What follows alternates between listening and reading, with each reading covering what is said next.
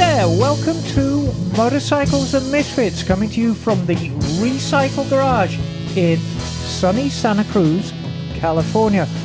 We've got a very special show tonight, and that will be reflected by the guests that we have in the room. In no particular order, we're just going to go around the room. Scott? Yeah, I'm here. You are! And sitting next to Scott, as always, The hostess with the mostest. it is the hostess with the mostest. It's Liza. Step by step. Oh no, Ooh, baby. So Gonna get no. Rightio then. We had a dance party today. We did have a dance party. Running the board and doing a sterling job with the volume controls. It's Johnny. I'm just pushing the knobs and making everybody smile. Twist my knob. Oh, my word. That's your favourite thing to do. Oh, it's wonderful. Of course, on the Classic Girl couch, it's me. I'm Emma. Hello. It's simply lovely to be here. But sitting next to me, it's Kat. Hey, Misfits. It's good to be back. It is good to have you back. And sitting next to Kat, it's Mouse. Hey, it's Hello. good to be here. It's lovely for you. And this is your first time on the show, isn't it? No. No, she was here before, yeah. Yeah, you were here before. Yeah. Oh, I'm sorry, but yeah. That was the one time you were sick. I do get sick once in a while. And then, to the left of Mouse, it's Patrick. Wasserboxer. Wasserboxer. Yeah, das stimmt. And how is Patrick known around the garage to us? Patrick. The chair dance guy. Well, yeah, I mean, so we'll come to the story of how you came upon the Misfits, which is largely to do with the lovely sitting to your left, which would be Laurie. Guten Tag. Guten Tag, Laurie. And you were the one who were responsible for bringing Patrick here in the first place all those years ago. Yes, this is way before the pandemic. Exactly. And we'll come to that in a bit. Lastly, but not leastly, coming to us from his luxury garage in Velveeta, Oregon. A lot of cheese in that town. It's Bagel. Schöne Grüße aus warmen Oregon. Yeah. Is that cheese speak, Bagel? It's a Käsesprache. Velveeta is melting here. Yeah, the Velveeta. Yeah. Is it Käsesprache. trifle toasty, is it, darling? A little bit. It's been toasty this weekend, yes. Nasty. I was scooter camping. Oh, very good. That would explain you being the colour of a cooked lobster then. Got a little bit of sun, yes. Yeah, okay. Well, very good, because I know you gingers have to be careful in the sun. Oh, yeah. Yes, it's true. Absolutely. Liza's sticking her finger up at me. Oh. There's a new vehicle in the studio. She's holding up a ceramic, which I think Bagel is going to get incredibly excited by. I know it's hard to know when there's something new up in the studio. Yes. So I wanted to share that this came from Spain. My friend went to Spain and brought me home a little toy Vespa. Whiskey. It comes with luggage on it, too. It's gorgeous. Yeah, isn't I thought it was one of those little humble It's miniatures. very nice. It's got luggage and crash bars and all those You things. forgot one guest. Well, there's whiskey. Four-legged. Oh, there's a doggo here. What is this dog? What is it? Who is this doggo here? It's Scott. whiskey. That is a Bengal coyote. Hyena. It could be anything. I haven't done any genetic testing. But So there's a brown and grey doggo. he's just a love dog. No, he's behaving incredibly well. He's very smart. It's been a while since we've had a full room in here. It's fun. It is a full room, and there is a reason it's a full room. We are going to call this, what should we call this show? The Post Dolomites Alpine Adventure Show. Yeah. So all the That's guests, creative. all the guests in this room, all the special guests in this room were all on the Alpine Adventure. We're going to have a chat about it. Okay, now I want this Vespa. Well, you can't have it. It came from Spain, darling. No, I mean the actual Vespa that's actually with all the luggage on it and the cute little roll bag in the front. They're super fun scooters for getting around. It's the only- fantastic. it's the I only agree. way to get around Rome. So, before we start, we're going to do a little bit of a history lesson of how this tour came about. pre-pandemic, Kat, Yeah. you were a guest on our show. And you wanted to talk about these fantastic tours you did back then and still do. Yep. And these are two-week tours. You generally rent Ducatis, you do track time, you stay in the finest hotels. They really are absolutely first-class tours. But they come with a first-class price tag, don't they? They do. The big expense is really the track bikes. And some people spend money on upgrading on the street bikes. The hotels, I don't go for 5-star hotels. 4-star is really the most I go because you get too much luxury. It puts up a wall between you and the country you've come to visit. Right. But, so, Kat was on our show many years ago talking about these tours, and I said, these are absolutely fantastic. But how would you fancy having a go at trying to put together a tour that working men and women can afford? And the parameter I said is for the cost of a reasonable used bike, you can go on one of our tours, and that's got to include the flight, it's got to include the food, it's got to. So we really set a ceiling of about $4,500, $5,000 for everything. And this is kind of what you came up with, and the Dolomites training tour was born, wasn't it? It goes along with the whole concept of the Recycle Garage, which is, look, we're new riders, or we don't have a lot of money.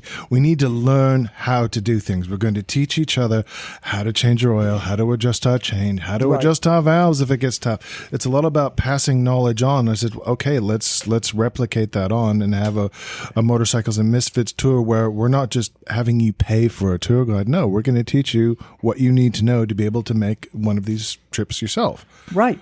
And so this 2022 was the first, and I think it is fair to assume that was a roaring success. Yeah, people had a good time. And so 2023 was the second one.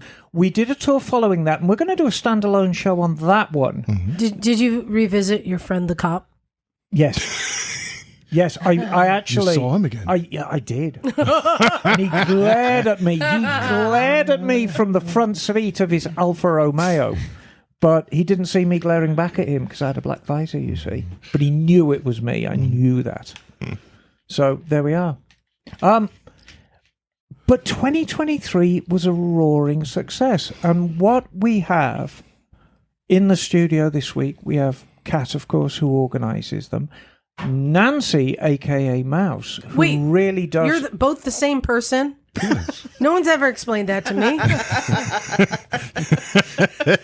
You can't be quick all the time, There's Liza. the professional name, Nancy, which... Well, now it all makes sense. Right. Before that, yes, it didn't. He forgets that I use my official name when it comes to work and stuff like that. But so he did this last year. He sent me a recording of people saying "Happy birthday, Mouse," and I'm thinking these people have no idea who Mouse is because all my emails, everything I've been talking to them to do is from Nancy.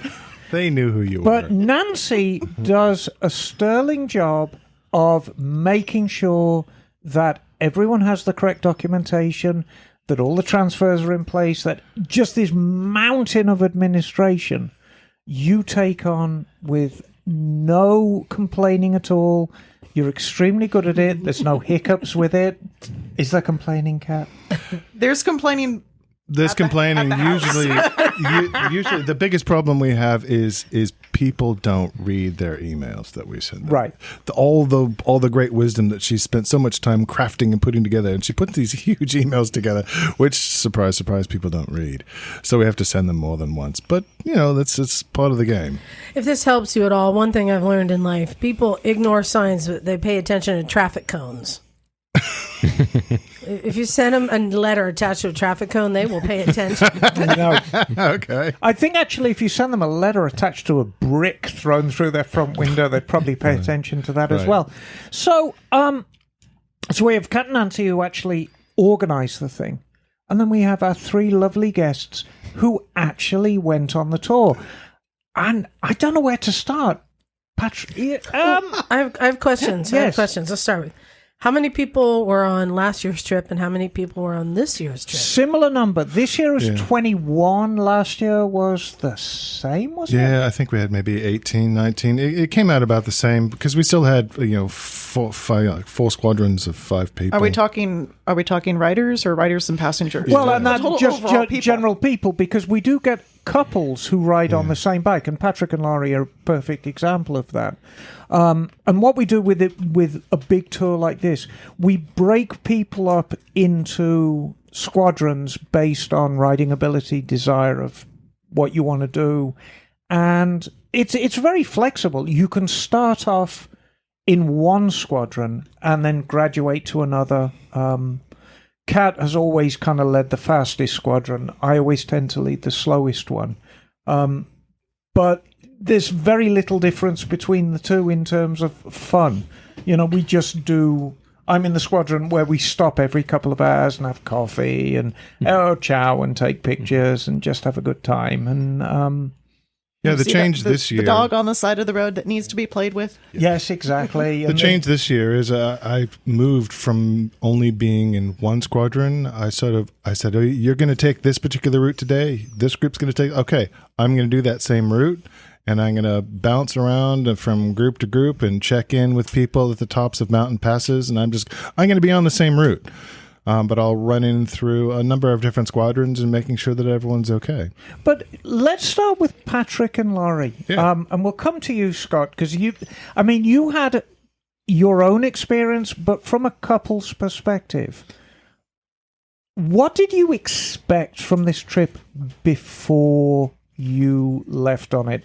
Had you dipped into any kind of video material from last year's, or? So I'd heard about the trip, like in kind of the recap from this podcast. Right. And He stuff. has such a good radio voice. Well, thank you. Dankeschön. So I had like a little bit of an idea of what to expect ahead of time. And like Lori and I aren't new to like doing motorcycle group rides or like even motorcycle camping and stuff. So a little bit of an idea, but I had never been to Europe before. So that was kind of the big unknown for me as far as what to expect as far as like riding in a different country went and like the culture of it or just communicating and stuff like that. And I have to say that you two are, certainly in my mind, the perfect target people for this group, because we want people who have experience riding motorcycles, but getting people who have never been outside America before, or certainly never been to Europe before. Wait, this is Europe? perfect. Yeah. Cool. I'd ridden in like Canada and a little bit in the Philippines, but Europe not. All right. Pretty cool. Right. Okay, so when did you actually fly in?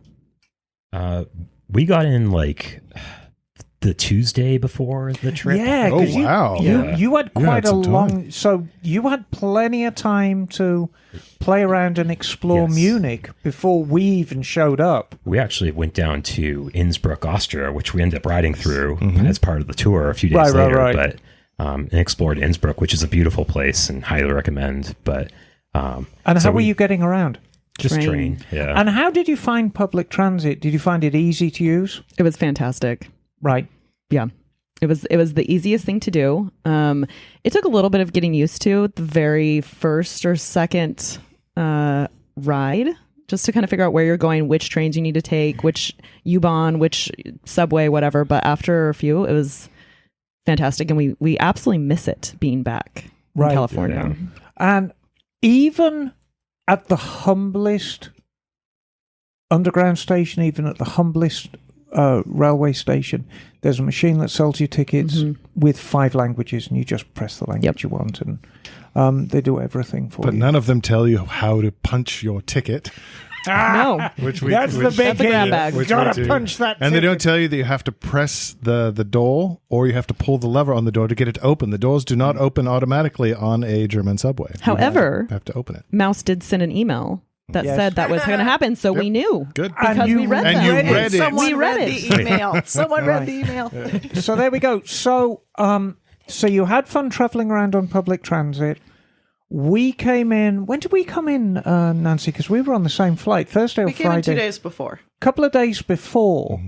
And and then I think we had the get-together dinner on Sunday. Sunday, but the rider meeting before. Right. So what were your thoughts of the rider meeting? Everyone was in the room. We were talking about the equipment. We were talking about what was expected. Was everything kind of explained to you to satisfaction with that?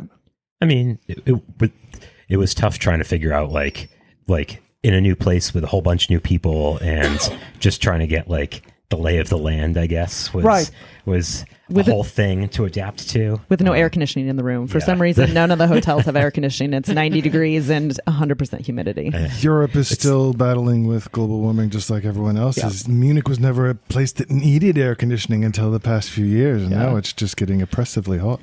Yeah. She has a question. Yeah. As you're talking about your trip and your experience, I would like each person to also talk about the bike that they were riding. Oh, no, we're going to get there. Oh, yeah. So the rider meeting, we use this thing called the chatterbox, which is basically radio. It's not Bluetooth. It takes a little getting used to, but you two actually kind of took to it like a duck to water, didn't you? Yeah. I mean, we during our rides here in the States, we've used like a couple different Sennas and stuff. So the concept of like the chatterbox, same sort of thing, really. So it was easy enough for that part, but I just like attaching it to our helmets and everything was part of the confusion of like, who's got the tools and how do we get the speakers mounted and all that kind of stuff. So right, and it's kind of a free for all, and you know, it's everyone's buzzing around. It's like, oh, I figured out how to do this and help out. It's a bit messy, but usually people teach each other how to do it, and that's part of the game. Is you learn how to do it, then you teach someone else how to do it, and sooner or later the whole group gets it down. And right. How many of these do you own, Kat? I probably have the largest collection of Chatterbox X2 Slim units of anybody in the world. I think we have 23 of them now. Wow. It started off in a small box, a small plastic bin, and it's grown exponentially every year. Yeah, we've got 23 of them now. So I know that worked out quite well for you eventually. It's always a little clunky at first, but you got there. That's part of going to a new place, though. It's like you're trying to figure out all sorts of things that you're newly exposed to, whether it's just inherent to the language or the food or just getting used to a new motorcycle or to a new comms unit or whatever, GPS. And so then we have ordering food at a beer garden. Well, we're going to come to that. So, Scott, how was the rider meeting for you? It was good. I mean, I was trying to kind of figure out who am I going to be on the squad with, as well as I had the same Santa experience that you two did, Patrick and Lori, with my kids, and of course you're always listening to somebody breathing on the comm. So I actually really did like the push to talk functionality. Right. For as big a group as we had, you kind of need it, and the multiple channels too. Right. Which is great because as we broke up into squadrons, each squadron had their own channel. So we don't encroach on others. So there's not this incessant chatter unless you're on my squadron. I'm just yakking on all the time. So for being good ducklings, then we went out to the beer garden on Sunday night. Authentic German beer garden and authentic German food. How was that? Schnitzel's always amazing. This is part of the lesson that I was trying to teach people is like, yeah, of course, you're in Germany and you can go to a beer garden. Well, guess what? There's tons of beer gardens that are set up for the tourists. What if we go in the opposite direction of downtown and actually go to a beer garden that's meant for locals? It means that you're going to pay less money for pretty much the same food and equal quality beer, and you're going to get a more authentic experience. You're also going to see a few things on the menu that you won't normally see at your traditional beer garden, because it turns out Germans like chicken wings. But do they wear lederhosen there? Yes, they do. Oh, yeah. You can go to any beer garden in any town, and there will be at least one guy and one woman wearing traditional dress. It's hard to explain. This is the drinking outfit. If you're planning to tie one on or you're going to something formal, which usually seems to involve the same thing for some reason, you're going to go into something formal and then you're going to get blithering drunk. Yeah, you're supposed to put on your lederhosen, and if you're a woman, put on your dirndl. Yeah. And that's just how it goes. I think another nice thing about the beer garden dinner is that we're all trying to figure out how to pay with currency that we're not used to handling, and just kind of figure it out. And that kind of enabled us later on in the week in Italy. You stopped for a gelato, mid-afternoon or something, espresso and avocado, and you just figure it out with the locals, and it's not hard. What really impressed me was how patient the servers and all the staff at the various establishments we went to were. They all had their own giant leather cash register essentially that they carried around with all the change, and the satchel, they were and willing to split the bill on their little machine for a million people sitting at a table, which was amazing. Yeah, splitting the bill is not this huge, laborious, Herculean task that you're asking a waiter or waitress to do. It's just oh, okay, you want to pay separately, no problem. Well, half the time they were surprised that we were paying together. Yeah.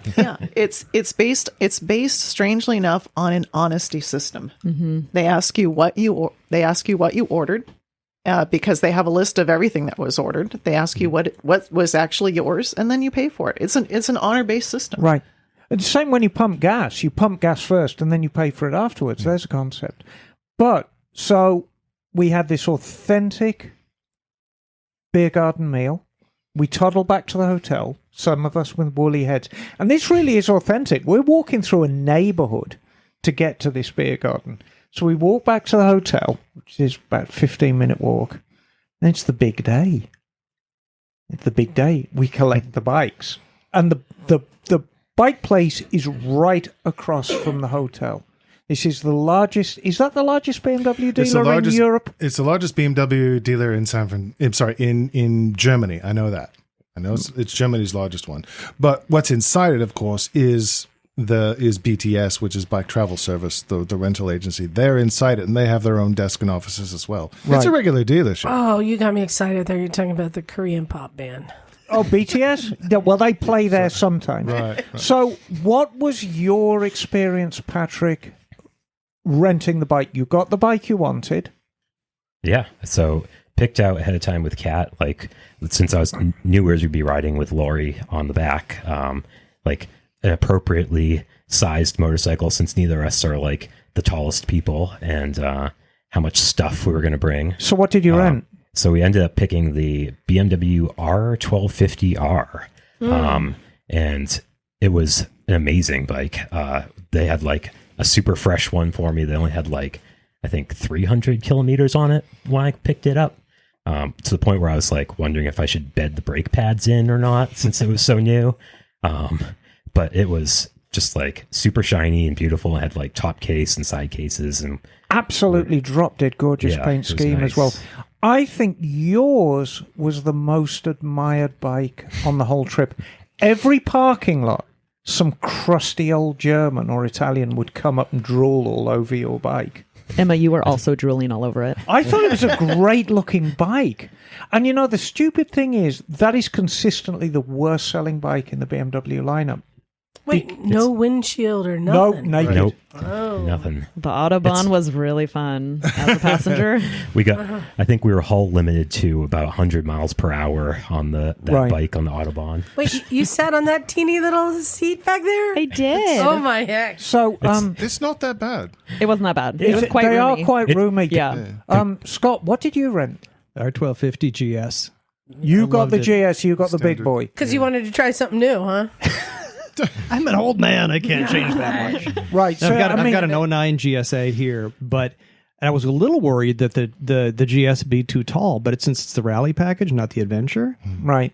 The bike fit me perfectly, and the scary thing is I'm starting to look at them and starting to price them out and thinking, I really, really like that You bike. are not the first person to have bought a new bike after this trip. Yeah. So you jumped up 14 years in development, but you were happy with the condition of the bike.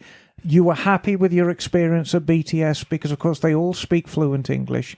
They're very friendly. Yeah, they were amazing. When I picked the bike up, I noticed there's a few, just some wear marks on it that made me worry less, right? Nothing that's worn out or damaged, but it's this bike's been used and loved. And the first tank bag they brought me out, the zipper was broken. They swapped it out like that. It was great. They took good care of us. Right. Fantastic. So the ride, very first day, it's quite a long day because we basically go from Germany to Italy, to our destination in the first day. What is that, 7 hours riding, 8 hours riding? Yeah, it's a 7-hour day for me. It's about an 8.5-hour day for most folks because you're taking everything in, you're stopping for lunch, but also this is the toughest day for everyone. I heard that consistently on the interviews because they're figuring out the GPS. They're figuring out how to communicate with each other. They're figuring out traffic signs. This is why we break people into specific roles. You're going to be the leader. You're going to be the navigator. You're going to be sweep. So it's not, you don't have one person trying to do it all. You, Patrick and Laurie, drew the short straw. You were in my squadron. Oh, it's horrible. Yeah, was it? No, it was literally the best. First day, how'd you do? Oof. Yeah. It's a lot of getting used to. You're riding in a different country.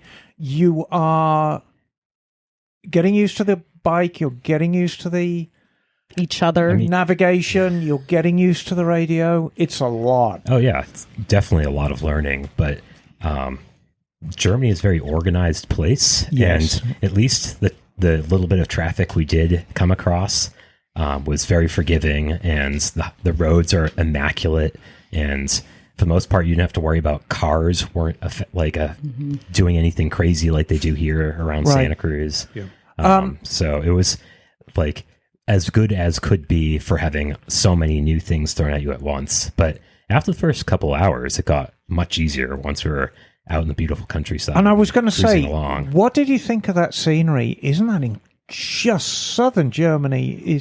I always forget how just pretty it is. Yeah, it's like as you go away, like Munich is a very nice city by its own right, but as you start to get away from it and towards the mountains, it just gets progressively more like pretty. You start to go by beautiful lakes and open farm fields, and then to some smaller mountains, and then to like actual mountains, and it just keeps ratcheting up the views as you're going along. And just these pretty little white houses with red roofs. It seems to be that's the uniform. But just drop dead gorgeous. It's as though Hansel and Gretel they've killed the witch, they've taken over the cottage, they gave it a fresh lick of paint, they had themselves 3 kids, bought an Audi and a Beamer, and this is where they live. Right. And flower boxes in the windows. Yeah. Always flower boxes in the window. It's still got that fairy tale look to it. Yeah. Even though it's very modern and everyone's, living their modern life, it's just like, are you aware you live in quaint? Now, it's insane. Your experiences, Scott, first day. The first day. Who was your team captain? I was unfortunately with Kat. Okay, very good. Wow. He was with Pickle Squadron for the first day. Anyway. He didn't intervene too much. There were nice warnings about, in Austria, don't speed. Okay, that was helpful. Same things, though, about, getting used to the radio, getting used to the bike. It was pretty quick with Joe and Josh and Pickle. We hauled ass in that squadron. Right. Yeah, because, Pickle tends to be the fastest squadron. Gold tends to be the slowest, not necessarily because of riding, because we just stop a lot and take lots of pictures. Yes, your definition of slow is Gold is always the first ones to get in, though, because they work really well together, because Emma teaches people to work together. It's because of the sweeps. Yes. Well, what's the third team called? Well, there's red and blue. Oh, red, blue, pickle, and gold? Uh-huh. Yeah.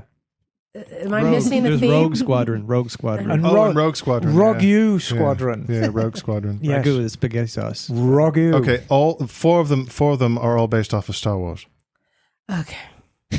Gold Squadron, Red Squadron, Blue Squadron, Rogue Squadron, and then there's mine, which is Pickle Squadron, because all of the tour guides who work for Layout Escapes belong to First Pickle Squadron.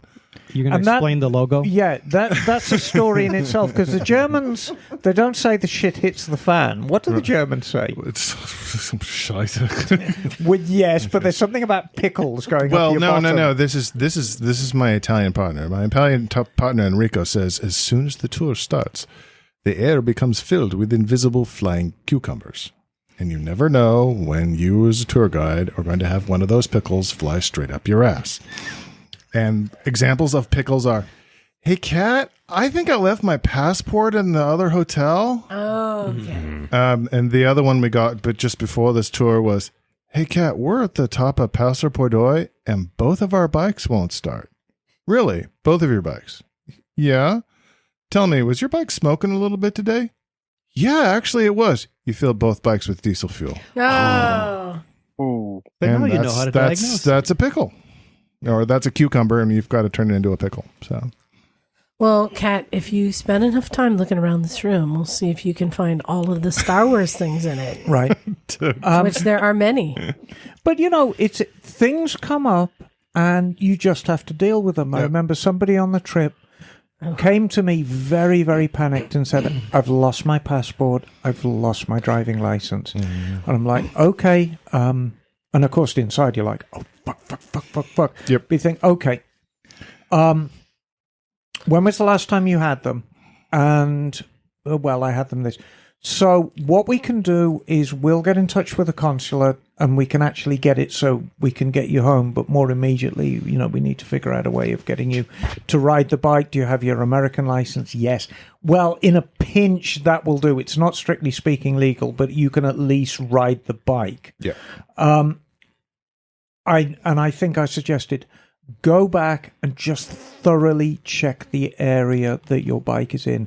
And they found their passport. And Was that So- the top box? yes, it was the top box thing that popped open. Latch on your route. top box. Latch your top box. So, it's maintaining the decorum when things go wrong. So, end of day one, we make a stop in Austria, we make a couple of stops in Italy, and we end up at the Hotel Contarina. Anything you'd like to say about that? The bar was amazing. Yeah, they took great care of us that first night. And we all needed it. Yeah. Well, they know because this is Kat's go-to hotel.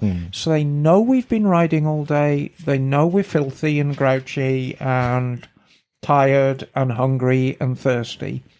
And they really do take very, very good care of us there. Amazing hospitality. Yeah. Yeah. It wasn't like being in Germany, like the hospitality is good, but it's very German. And then when getting into Italy, it was like a warm embrace of everyone's so like smiling and animated and like just gave you energy after a long day of riding. And Right. it was awesome. This is a family-run hotel. This is the 5th generation that has taken over, just recently taken over. Julia is now the manager of the hotel. Her mother, Tiziana, is there from time to time. You'll see her. And also her grandmother will poke in from time to time. 3 generations. They've been running the hotel since forever. And of course, you guys know Silvano. You can't miss Silvano. So he's the guy behind the style of the bar, that's for sure. Kat said something very profound to me very, very early on in the tour last year. He said, when you travel, you should always try and seek out the resort towns, not the tourist towns. The tourist town is a town that existed long before the tourists came. And the tourists come and say, oh, shit, the tourists are coming again. And they're treated with that attitude. A resort town was built entirely on the custom of the tourists. So that everyone is there to serve you. Everyone is there to make sure you have a good time. Everyone really wants you to have the best time possible because that's the entire livelihood of the town. And that really is... Well, actually, the hotel's actually in Alba, isn't it? It is in Alba. It's just outside of Canazai. Yeah. We always say the tour's in Canazai, but it's right on the border with Alba. But I've run into, part of the motivation for this tour was I have been in the Hotel Königstein, which you've been in, and I've run into motorcycle riders who are picking up their rental bikes. Oh, whoa, you guys are going for a ride. Yeah, we're from the States, or we're from Australia, we're from South Africa. Oh, really? Where are you going? Oh, we're heading to Bolzano. That's your first hotel, Bolzano. Okay, how are you getting there? Oh, we'll take the highway. And I'm just banging my head against the desk because Bolzano, as you guys who've been there know, Bolzano is a big industrial city, which is a real pain in the ass to get in and out of. And it's really not that welcoming to visitors unless you're maybe a businessman coming to buy, several metric tons of Dolomite marble. But for the most part, it's not a place that's particularly welcoming to visitors, whereas the entire region of the Dolomites, the Italian Alps, has been catering to visitors for the past 100 years. Right. And I'm like, you guys, you're going to the wrong place. You're taking the wrong road. Why are you even bothering renting a motorcycle? So part of the aspect of the tour is, please, folks, if you're going to take a trip abroad, plan ahead. Don't just, we're going to wing it. Right. Because you end up going to the wrong place. Yes. Yeah. And Okay. question from the cheap seats. Yes, I want to get to the good stuff. Did anyone crash? That's the good stuff. Define crash. I crashed Oh, I heard about a Lime scooter on the very last day of the second trip. But as far as a motorcycle, no. Patrick and Laurie, did we have adventures along the way? I think we did. When wasn't? we? Yeah. Memorable adventures for you? Seeing me patch up an injured bicyclist. Oh yeah, that was one especially where we're just coming around a corner up to I forget which pass specifically, but through a cute little town of maybe like a dozen structures in total. Come around this corner, all of a sudden there's a guy laying on the side of the road. Just blood streaming all down his face and forehead. There was blood everywhere. All over the cobblestones. A bicycle next to him. Yeah. A bent bicycle next to him. So Emma does a flying dismount off of her motorcycle, and we all have. Luckily, there's a turnout. We all pull in and hustle over, and Emma's already on the ground trying to take care of this poor cyclist who I don't know if he had like a interaction with an automobile or if he just came around the corner too fast. I think he was just going too fast, and he had this huge egg on his head, which was, of course, just bleeding terribly. And I was checking. He didn't have any fractures, but he was very, very banged up, and he had a little bit of a concussion. And it's just stuff like that. And did anyone besides the bicyclist crash? no. Really? So none. So everyone handled their bikes good? Everyone handled their bikes great. amazingly well. Did we have any photos that had to be submitted to BTS in the middle of the week? Mouse? We had one broken brake lever. One broken brake lever. Okay. There was That's some it. talk about security deposits at the hotel. But Right. the insurance was good, and so some Yeah. guys, if they fell down at 0 miles per hour or something, And I like mean, that, I was going to say, part of the trip, these are very large motorcycles, and some of them are quite top heavy. Every trip, there is a bike that ends up upside down by the side of the road. It's kind of the nature of the trip, but it's not a crash. It's just somebody loses their balance if the camber of the road's wrong, or they pull up smartly at a stop sign and just topple over. It's the switchbacks to the right that do them in. Right, but there's no crashing. We don't tolerate crashing on the trip, sweetie. So here's a question for you. Yes. How is it with the road signs? Are they in English, or is that a whole other thing you guys need to learn to Torrente. follow road signs? Yeah. I love that word. Asphalt. Torrente. Or is that in one of Nancy's emails? No, I mean, It is, It was. It's- Actually. It is. it's very graphic. The only thing you've really got to watch, it speaks for itself. The only thing you really have to remember is you can ride like the wind, but when you come into a village, you shave off the speed as much as you can, because there are speed cameras at the beginning of a village and at the end of the village. Yeah. And they do not want you to speed through villages. Yeah, 50 kilometers per hour in the middle of the village. Sometimes it's 70, and you'll see it mark 70. Most of Right. the time it's 50. But it's always very, very clear. And the GPS on the bike will show you the correct speed limit, and it'll show you if you're speeding. But in between villages, you can wick it up. If it's a lot of speed limits out there are 100. Yeah. And, we were doing 120, 130 easily between villages. So, Kat, I'm going to make an observation here. You're known normally for your very high-end kind of dream trips on a MotoGP track. I think of it and as all that. high end. It's just it gets a bit expensive because of the track bike. But still, it's like a higher end, really Yeah. splurge, amazing trip. I'm used to trips that have crashes and death roads and that kind of stuff. But it seems like you've managed to still have a kind of an extravagant trip on a budget. Because what I'm hearing is we come back to like pasta and a bar every night. Like we're riding nice bikes and the views are amazing. It's like you've managed to make an affordable, extravagant trip. I've put together my best values. Contarina is a good value. It's not a 4-star hotel. It's a 3-star hotel, but it's done very nicely, and the hospitality is fabulous, and they charge appropriately for it. We splurge, I think, for an expensive dinner with Silvano on his famille. I think we're paying like €60 a person for a really good steak dinner. And the bikes are reasonably priced with BTS. They're not ridiculously expensive, and they don't try to cheat you when you damage the bike.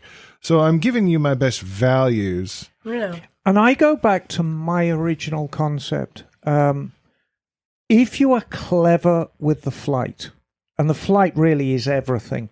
I got burnt with the flight because I left it too long, and I actually had to pay $2,000 for a round-trip flight.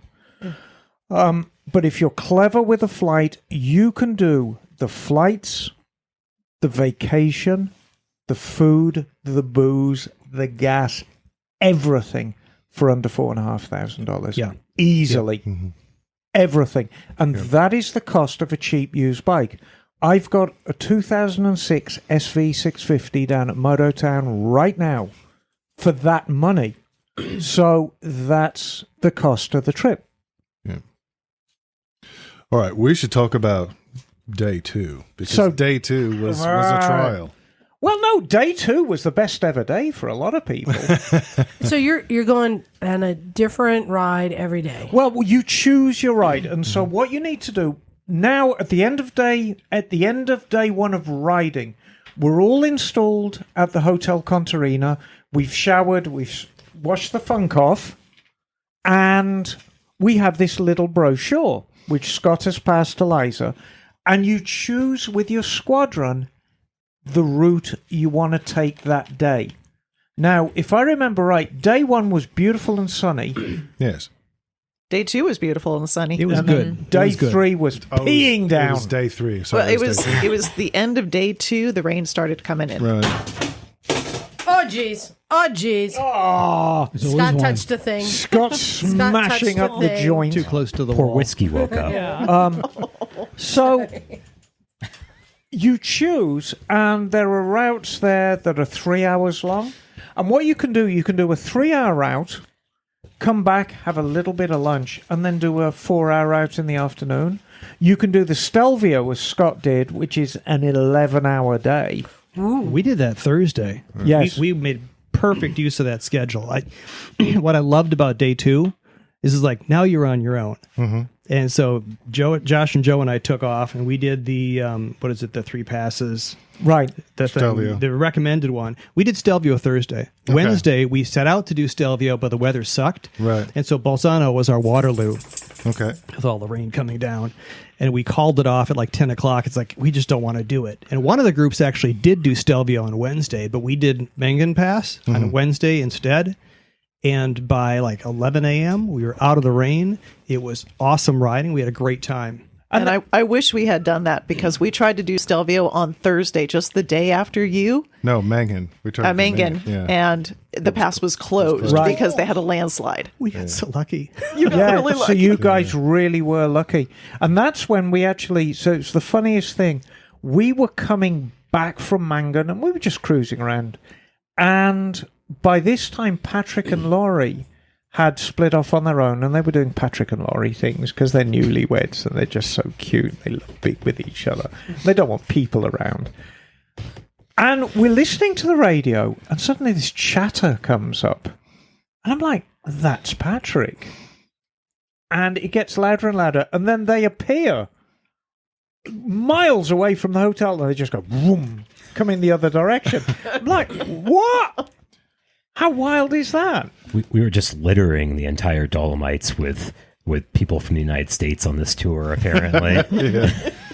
I want to say I'm very impressed by this book. This is like a bound book that you make. Oh, it's the real deal. With all the information you're going to need.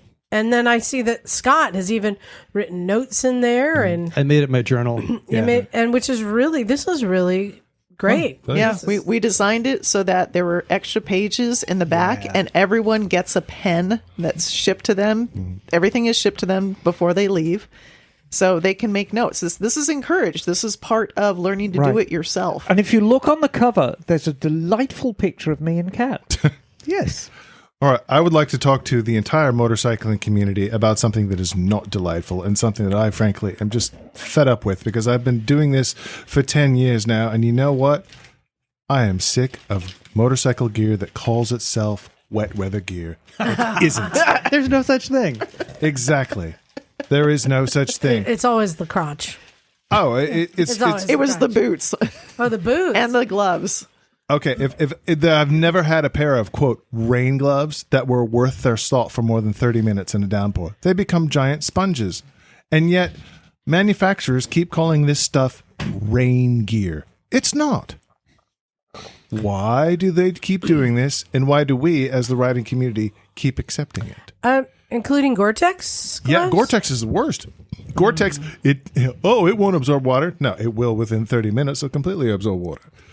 It turns into a big giant sponge. So while we're on this subject, there is something for everyone to remember about this trip. It's in July. Check, which is great. It's high summer, but we're in the mountains. The weather can change. Yep. Day one, glorious sunshine. In fact, in 2022, day one was a heat wave of epic proportions. I became one with my leather pants. But day one, glorious sunshine. Day two, glorious sunshine. That was the day that we stopped and had coffee and had lunch and was just cruising around. Day three. Just a quick question. Who was your designated pants peeler offer? I had to get in the shower, get my body temperature up to get them off. Day three, it poured down. Absolutely poured down. And like a lot of people that morning, this electric storm came in at night. And the hotel, the air is so good. You want all the doors and windows open. And that's how you sleep. And this electric storm came in, and I actually got up in the middle of the night, and the lightning was striking all around the hotel. It was amazing to see. We were right in the middle of it, and I thought, this is going to be trouble. And when we actually had breakfast, it had stopped. And so we all suited up and got moving. And I think, did you go out with me? You did. We did. And we got as far as, I think we got about 30 clicks out of Cannot Say. Yeah. And I'm like, guys, I can't keep you safe anymore. The rain was just lashing down. It would start to get worse, I feel like, as we were progressing. There was some thunder and lightning as we were riding on the bikes up the mountains. Yeah, and it was striking either side of us, and visibility was bad, and the road conditions were bad, and my bike stepped out a couple of times. And Liza's got it right. Within an hour, huge, big, giant puddle, and it's coming, and you're like, it's always the crowd. There it is. I've been breached. Yeah. And all of a sudden, you've got a huge puddle of cold water right in your the crotch. one place they can't get it right. Exactly. So what we did was we actually turned around, we went back to the hotel, and I said, look, I'm going to jump in a hot shower, get my core temperature up, because I was cold and miserable. And then we reviewed at lunchtime, and that turned out to be a great day, didn't it? Because the sun came out as quickly as it had gone away. Yeah, it disappeared. And we found that amazing cafe or something for a late lunch that day, right before they were closing. Right. And it was compared to how that day started weather-wise, it did a complete 180 and was probably one of the nicest days in the afternoon. But I think the key is on this trip, with any trip, you need to be flexible. Yeah, we went out and did Twisted Core that afternoon, and everyone, we picked up a few people along the way. We're like, oh, you're doing it too? You're doing this particular route. So we saw some of it. I went out specifically sort of hunting for other people in our group to see that everyone was doing okay, because I knew some folks were out there. So we did Twisted Core, and we ran into, I think, five or six other riders. Did anyone get lost? Well, that was the day. that Emma decided to take us a little bit farther than expected. Yes. Much farther than expected. Yes. You guys go. We were about 45 minutes away from the hotel, and she's like, okay, we're going to wrap it up for the day. It's about 5 p.m. We'll get back by 6. Yes. And we ride, and an hour later, she's like, maybe we should pull over and check. We were an hour and a half away from the hotel now. Yep. And so we turn around. Well, you guys went straight back to that because you had the big gas tank. We did. I had to stop because as soon as we started it, I figured it out because my way of thinking was if I can get to Cortina, I can get to Canetsay from Cortina. That was one of the best things about the pre-work, about the navigation thing and having to look around on curvature. So anyway, so my gas light came on right outside Cortina. And I'm like, shit. So we had to turn around and you were like, I'm done. You two were like, we're done with this. We're going back. We were getting hangry by that point. Yes, I know. The sun was going down. I only had a tinted visor. Right. And there was quite a marked tone in your radio transmissions. We took half the group with us. Yeah. No, it was a mutiny. Just a and quite rightly mutiny. so. So there were just two of us left. We have a question from the audience. Yes. So I've never been there or ridden there, and I'm trying to get an idea of what the road's like. Where in the U.S. would you most compare these riding roads to? Okay, you've done Ebbets Pass in Northern California here. Yeah, I have. Okay, really super tight, twisty going Highway like 4. Through Reno up there, you mean? It's It's past Angels Camp. It's like between Stockton and Reno. Highway 4, Ebbets Pass, very tight, very windy, lots of switchbacks. Take that times 100 because that's really what you've got, miles and miles and miles and miles. So like going through the Sierras, just lots of windy roads? Right. On steroids. Much more windy. That's why much more twisty. This shirt is just same thing over and over again. More switchbacks, back and forth. Yeah, back and well, forth. that's the one side of Stelvio. As you now know, the south side of Stelvio is more fun. It was awesome. Italy knows that the world comes here to play, and so they maintain the roads with that in mind. There's also a lot of bicycle races here. Yeah, right. So the roads are perfect and they're grippy. So you're saying like the Dragon? Is that amazing? The Dragon's a joke. Completely Absolutely different. a joke. Completely different. Compared to but this. in the U.S., that's what we got. Okay, but take the Dragon times 10,000 because... And add in massive mountains. Massive Okay. mountains, The altitude granite change peaks. because Dragon doesn't have the altitude change. The Blue Ridge, parts of the Blue Ridge maybe kind of like that. Okay. Right. But But they I mean, have, you- 6,000 feet? Yeah, but you're dropping. Right. And certainly when you drop down into Canetsay, you can see the road below you, and it's just impossibly far down. And you're like, man, I'm going down there. And you just zigzag down, drop down into the mountain. And no shoulders. It's narrower roads than stateside. Yep. And you get very used to doing shoulder checks where you're looking over your shoulder.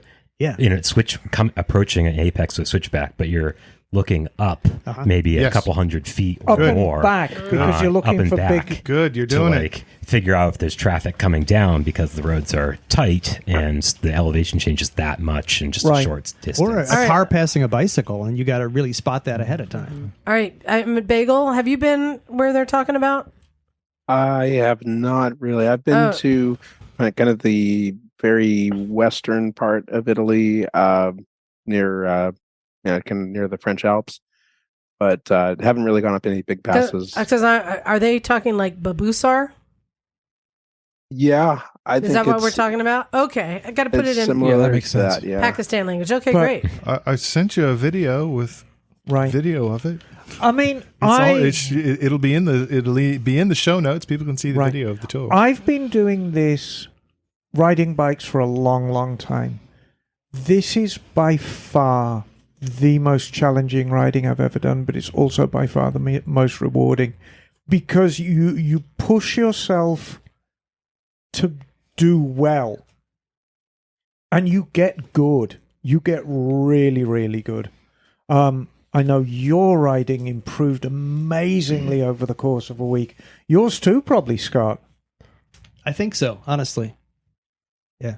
There was no choice. It had to get better.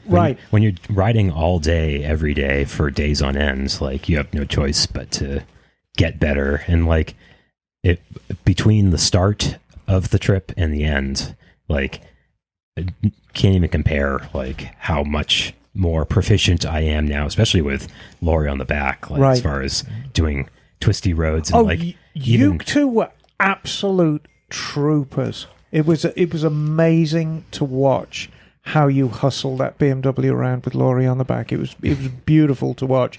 I mean, Kat and Nancy is something to see. With you with the selfie stick on the back. I have a question for Laurie. Yes. So, what is as a passenger, are you riding like I'm just going to stay still, or when you're riding roads like that, are you getting into the leaning and working with him too? Well, it did take some adjustment because I didn't really know what to expect at all. I did ask a bunch of people what their best advice was, and they said, follow what he's doing, look where he's looking. So if we're coming around corners or turns, look where he's looking, and that helped a lot. Oh, so you're actually working with the bike too? Yeah. Right. Wow, that's interesting. It made it so much more comfortable. The first day I was very stiff. We were getting used to the bike, and I mean, that was a challenge in itself because it was all day riding. And by the second day, as soon as I loosened up and kind of flowed with the bike and him, it helped a lot. Nice. And Mouse, do you do the same, or do you just sit there and let him do all the work? He can tell you that he knows from years and years of the two of us riding together that he can tell just from how I'm shifting around on the bike if I'm turned around looking backwards, shooting off the back of the bike, or if I'm leaning off the side of the bike and doing a low down shot. See, what you've got to understand with these two on a bike, it's very, very disconcerting to watch because they're working completely independently. Yeah, Kat is holding onto the bike and maneuvering the bike about, and Mouse is sitting on the bike, or back of the bike, and she's got this stick with the camera on it, and it's up there, and now she's down there, and now she's over there.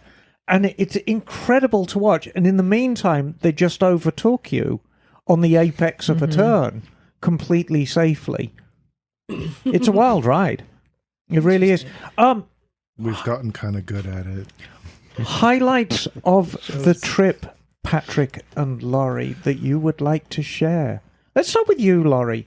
What was the highlight of the whole trip for you? There can be many. Drinking with Emma was wonderful. Sneaking. I have videos. Was she asleep under the table at any point? No. Okay. No, I am quite a boozer on these trips. Yes. I'm ashamed. You're also known for crawling away and falling asleep under things. No, I don't do that on these trips. Okay. So, drinking with Emma. Drinking with Emma. Just going over all the passes. Absolutely incredible, especially different times of day. So we'd go to the same pass several times, but different times of day. The clouds are different. The lighting's different. The cows are in different spots. There's cows everywhere. Fantastic. Moo. Yeah. Have to wave at the cows. Wait, Bagel, how does a cow moo in German? Moo. It's actually the name of a BMW GS, the GS 1250. In German, it's the joke term is it's called a Renku. It's a racing cow. Even the Germans know the GS is not a good-looking bike, so they call it a racing cow. Bagel, is that moo with an umlaut or without? That would be no, meh. it's without. That would be me. Highlight for you, Patrick. Man, I don't know if I could pick just a single thing, but like the whole, like, I guess, like really, like the scenery is so beautiful, the food's so amazing, like the motorcycles are an awesome way to experience it all, but like really it's like the people that we got to spend time with, and like going with Emma and like getting to make like all sorts of new friends and stuff, and like there's some really cool people on this trip. But who drove you crazy? I mean, also Me? Emma, but Yes. I am quite high maintenance, darling. She's a ball of energy. I have, and I mean, you were so surprised. It's like a couple of times, you're like, where the hell does she get her energy from? Yes. Because from the first thing, I'm like, go, and it's all those espresso stops we were making all throughout the day, I think. I think that's got to be part of it. It was go, and then at night I get to about 11 o'clock and I'm like, done. That's because you had 2 bottles of wine. Yes. There's an unspoken rule of someone in the party does need to make sure that she gets back to the hotel safely. Yes. Yeah. So everyone was the designated Emma Herder. Scott, highlights for you? Several of them. One of them was spending the whole day at the BMW museum with you on the Saturday we got back. Was that did we go to the BMW or the Fair Cares Museum? No, it was BMW It was museum. the BMW Museum. Yeah, truly a treat. And then riding the Lime scooters through Munich, that was a kick. But on Tuesday, as we get out of the valley and we kind of got into clear road up on that first, I have to kind of consult what the heck was that loop. It was. I have to say, you made a very impressive note, and I am so pleased to see all the notes that you're taking. And even so far as, this is the estimated time we need to get out. This is the time we actually got back in. These are the things that I need to check on my helmet. I mean, I'm very impressed with the note taking you were doing. Thank you. This is an excellent and useful keepsake.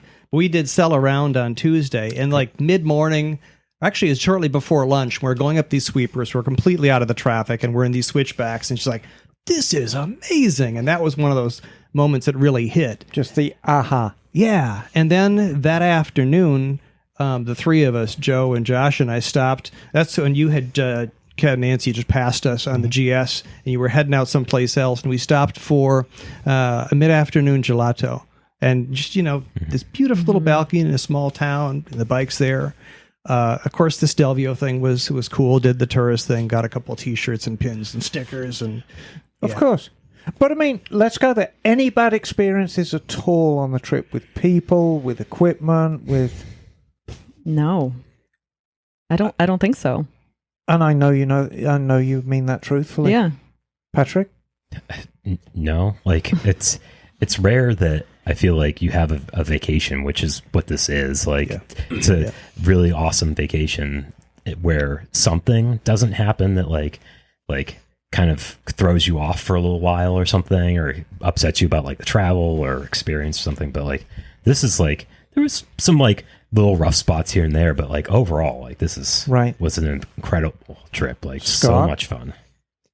If there's any downside, it's coming back to normal life. Yeah. It's like, I don't feel Agreed. special anymore, but I had a really special trip, special memories. Scott, I didn't even know that you were going on this trip until I saw pictures of you there. Was this something you had been planning for a while, or was it an impulse? I think I got in pretty early. I know it filled up. What's Scott doing there? You hadn't even mentioned that. I thought that was I funny. get to have fun too sometimes. So yeah. This trip will change your life. It will absolutely change your life. And I don't say that lightly. We have had a history now over 2 years doing 2 of these trips and one of the Castles and Curves, which we're going to do another standalone show on that because that bears its own show, of people going home getting divorced, people going home getting married, people going home and buying bikes, people going home and just dropping their career and doing something completely new with their lives. This is a life-changing trip, and the best part for me and Kat and Nancy, we're going to do it again in 2024, and it's just going to get better and better and better. A comment I have about the life-changing part. I mean, it's billed as a trip, learn how to plan your own tours in Europe. Yes.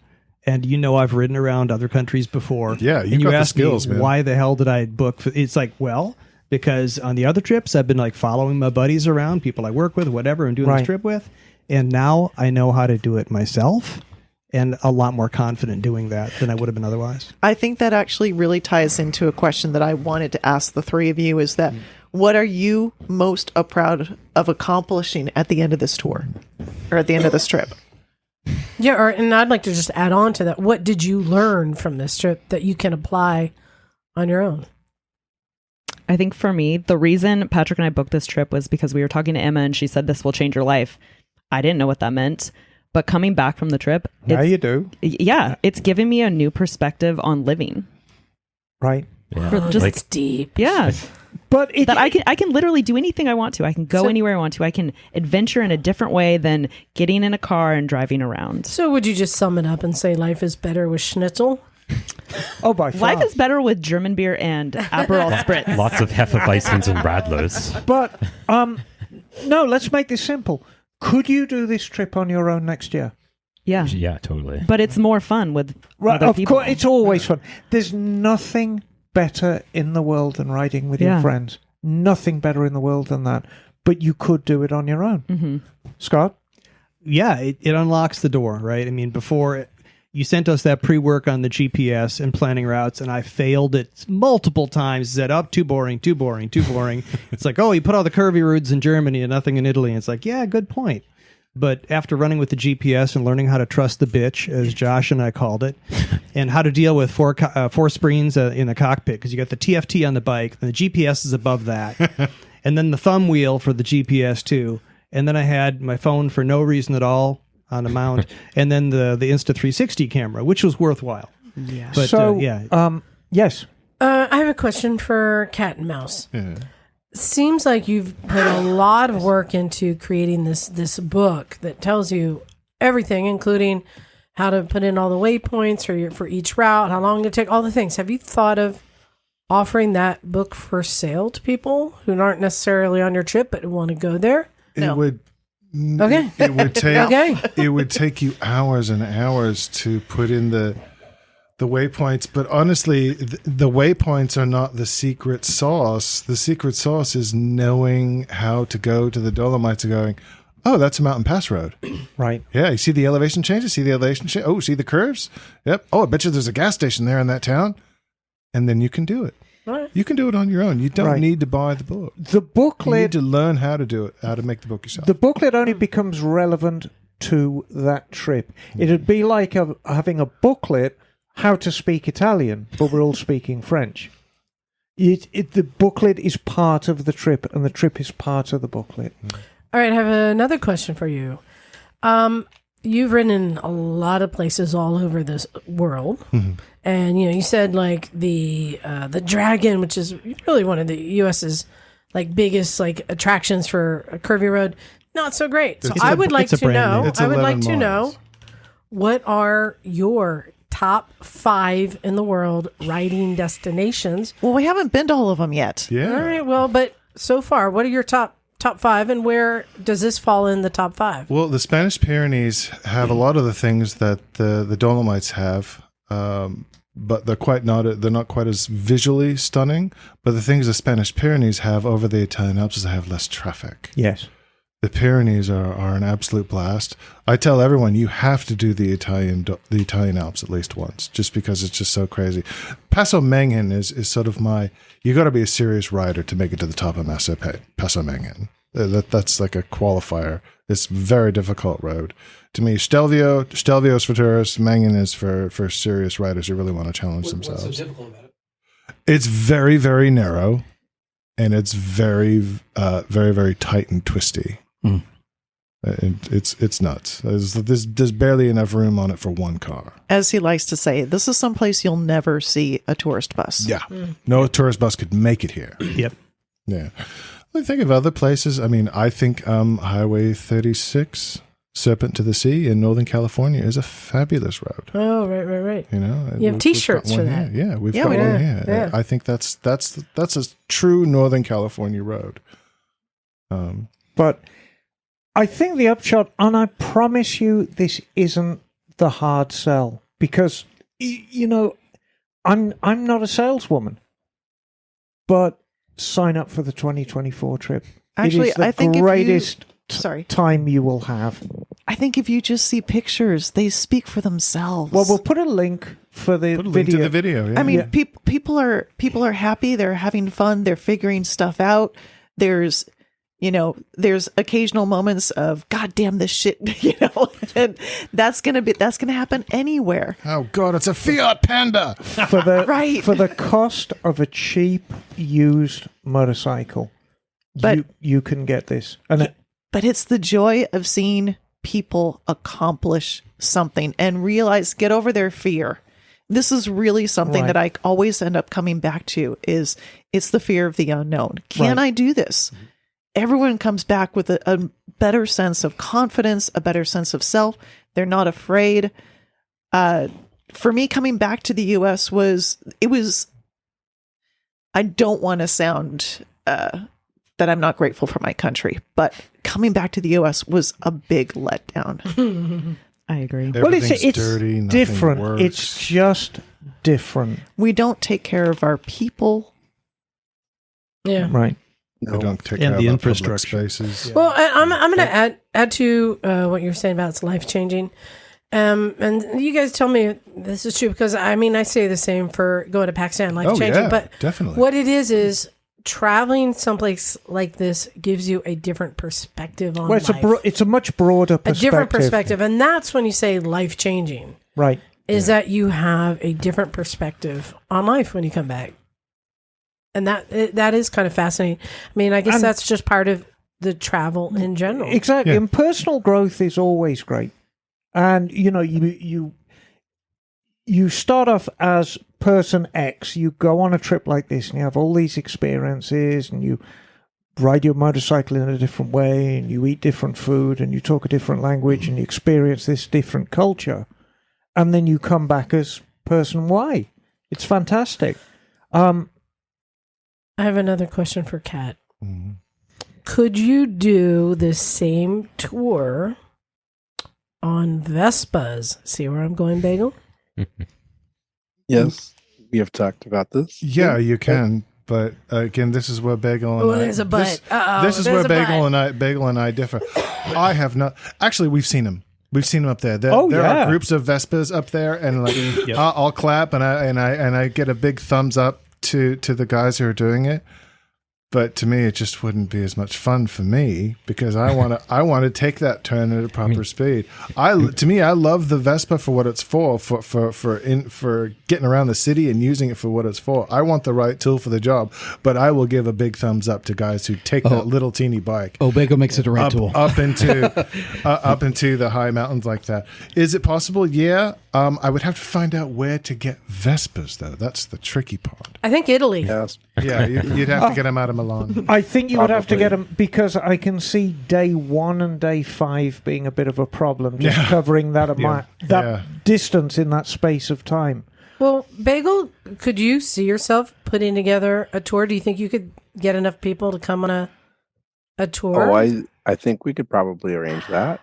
All right, we could do it on scooters. I mean, I can get you guys the hotel contact information, but there's no way I can fit on a scooter. Let me ask you this then, Kat. Mm-hmm. You've already got this tour with Emma, the Dolomites, and then the Castles and Curves. Mm-hmm. Is there another place in the world definitely that you think would be an amazing scooter tour?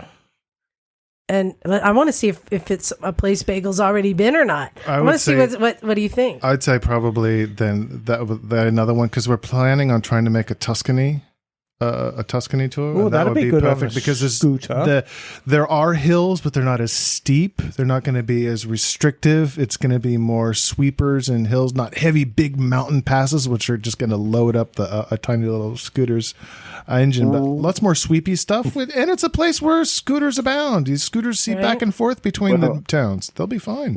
Let me just say that the Vespa GTS 300 is not a little scooter. No, but it has the torque rent to them eat it. I can't rent them in Munich. I'd have to get them out of Milan or Rome. Yeah. But the judgment I was using with scooters, Bagel, the smaller capacity motorcycles, the 300s and the 400s, were struggling up the mountain passes because it's a very, very heavy grade.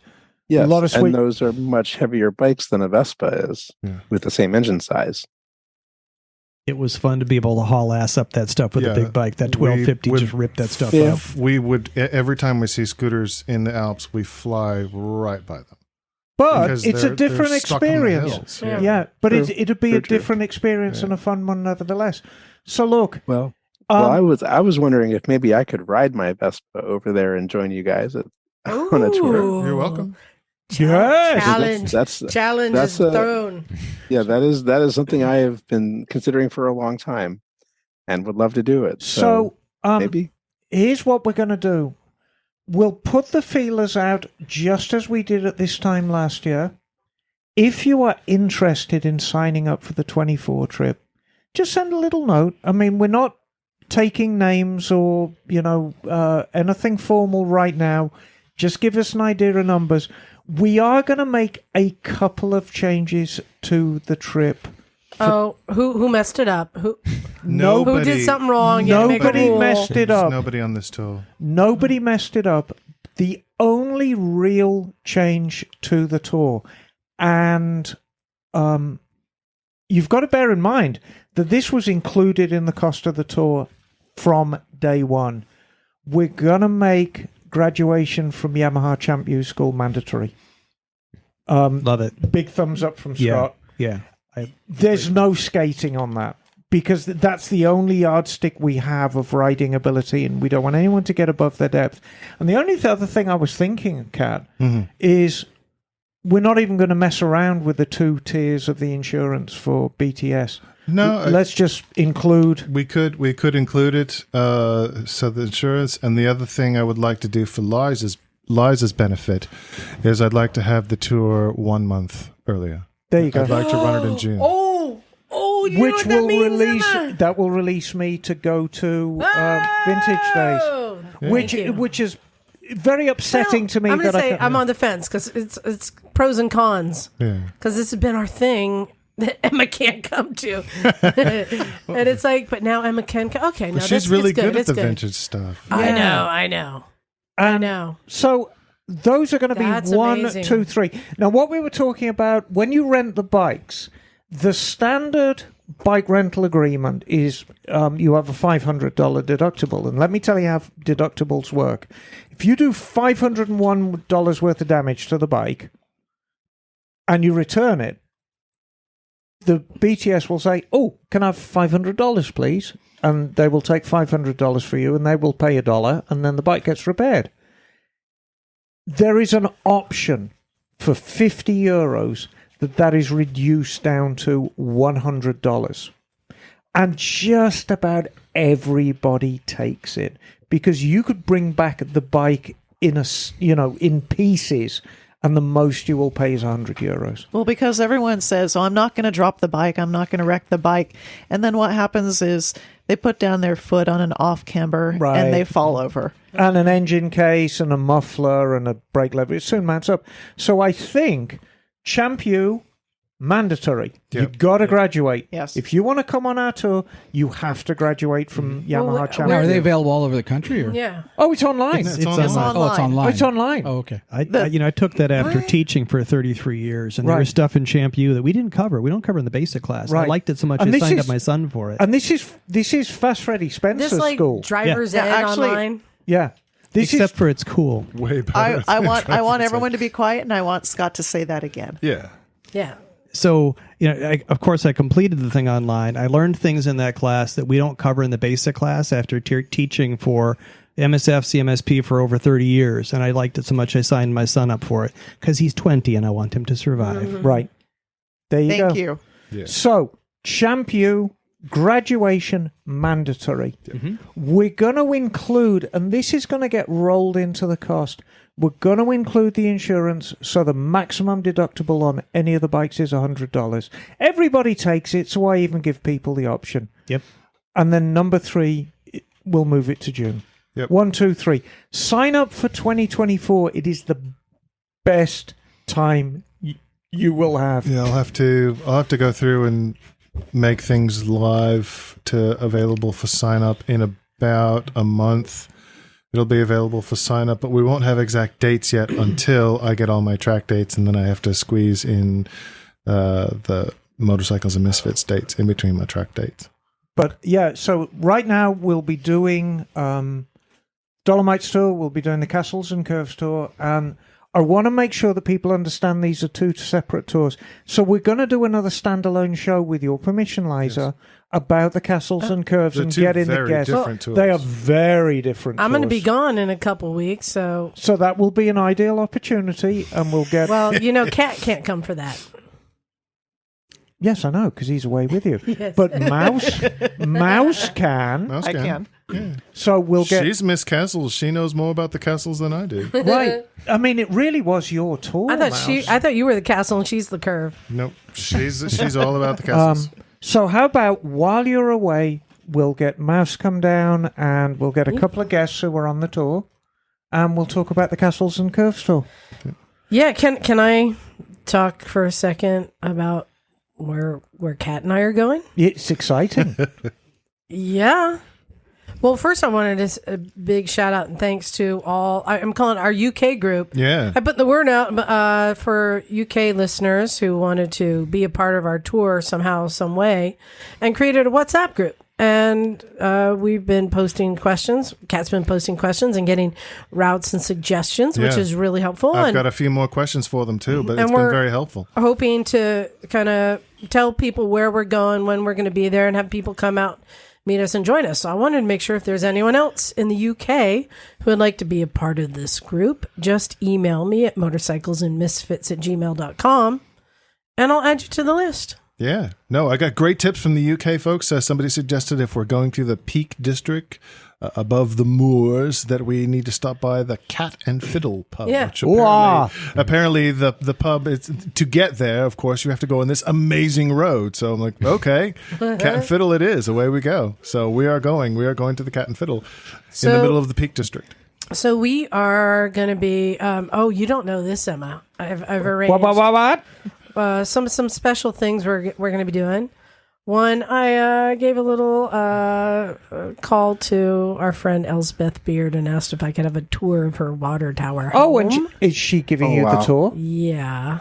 So we're hoping to line that up. Okay. And I was going to ask you, Kat, if I should reach out to another friend of the podcast for when we're on Isle of Man, Carolyn Sells. Oh, Carolyn, yes. Our schedule while we're on the Isle of Man right now is very open. I've left it open specifically because I don't know the schedule of the events that are happening right now, and this will be my first time at the Isle of Man. Well, so if we've got any local people who can show us around, it would be most appreciated. Considering she was the first woman to win a race on Isle of Man, awesome. I thought she'd be a great person to reach out to, and I'm sure she get some knows the tips. course And it well. is her Yes, she home does. now, and has been for many years.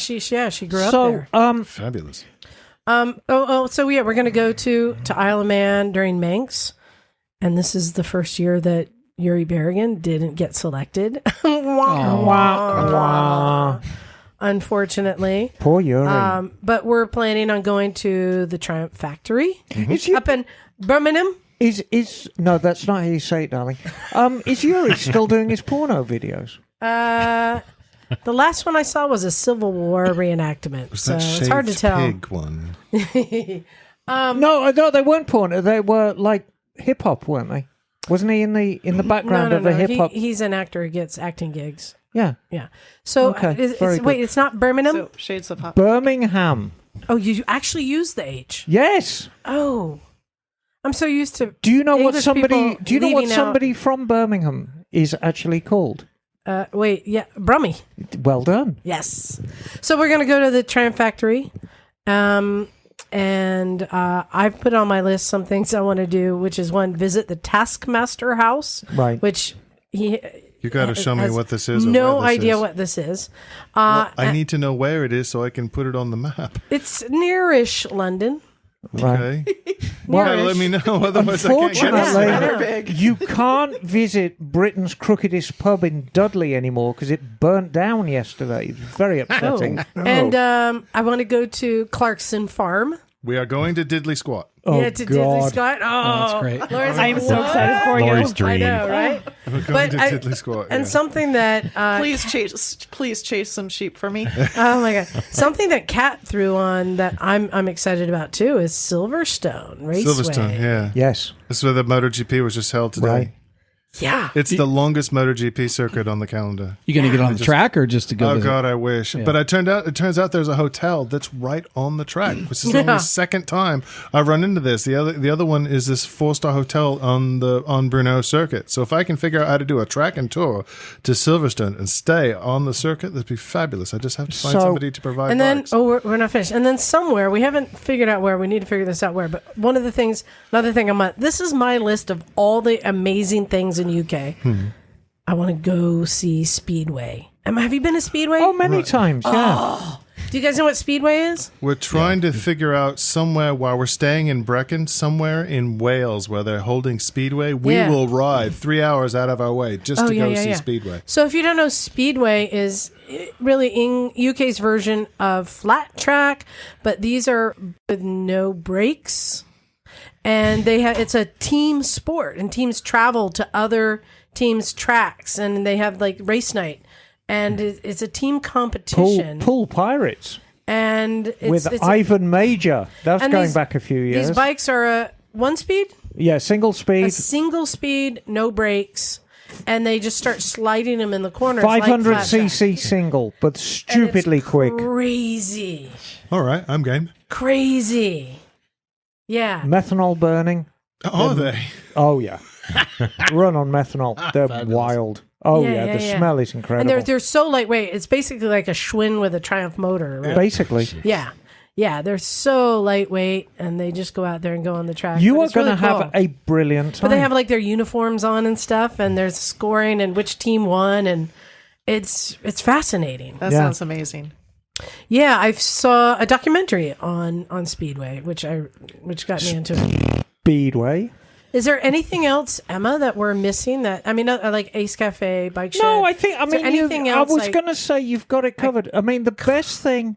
I'm the wrong person to ask because I've been here for 30 years, and I'm as much of a tourist as anybody else. But I sent you an email, forwarded you an email about a museum, a racers museum that. Sammy Miller? I think so. Yeah. Sammy Miller Museum's amazing. Yeah, Sammy Miller Museum. Yeah. Oh, and then of course the National Museum. I want to go visit. Yeah, we're doing that the same day as the Triumph Rider Experience. It's also near Birmingham. Because Birmingham. Jesus Christ. Plan enough time. That's an awesome museum. All right. Well, we've got one day to do both of them. So look, if you are interested in that trip or any of the other trips we're doing, are you doing a Stumper stand in 24? No. Well, go ahead. Well, he did Stumpistan, I did Chickistan, so next year it's co-ed and it's Chumpistan. Okay, so Chumpistan. So working title. I like it. Keep it. So if you are interested in any of these trips coming up, what is the address, Liza?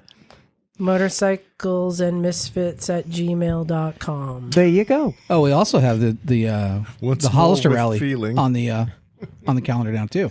We do. Yeah. So I know we're just in the middle of summer of 23. We're already like getting fired up about next year. But yeah, we've now made it available to sign up for our rally. Our rally next April 18th through 21st. Scott. I'm local. How can I say no? Yeah, I know. At Hollister Hills. Last year we had a limit of 50 people because Hollister Hills didn't know how many people we could fit in the campground.